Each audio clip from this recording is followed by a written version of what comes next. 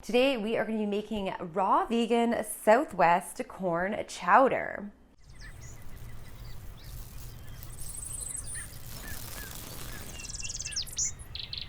What's up guys, welcome to the channel. My name is Sarah and today we are going to be making one of my favorite go-to recipes from the raw vegan recipe book, Raw and Simple. Now at first you might think that a raw corn chowder is sort of strange, but I'm telling you, it is delicious, especially on a hot summer day. Okay, so as many raw vegan recipes go, this is actually super quick and easy, which is another reason why I love it so much.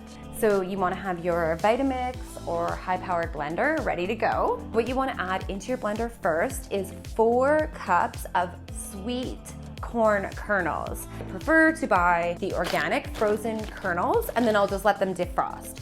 But anyways, you want to have 4 cups to add in now, and you're going to need 1 extra cup to add in later. So 5 cups total.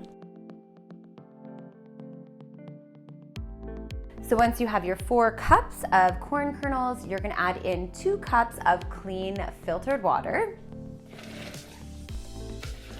Then you're going to add in 3 cloves of garlic. Next, we're adding in a 1/4 cup of lime juice. So a really easy way to make a large quantity of lime juice is to use one of these presses. So I'll just cut these in half and then squish them with a press into a measuring cup until I get my 1/4 cup of lime juice.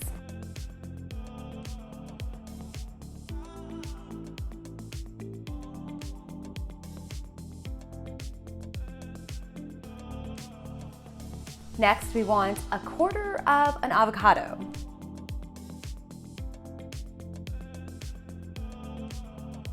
One and a half teaspoons of sea salt. Half a teaspoon of chipotle powder. And a 1/4 of a teaspoon of black pepper. Then blend until smooth.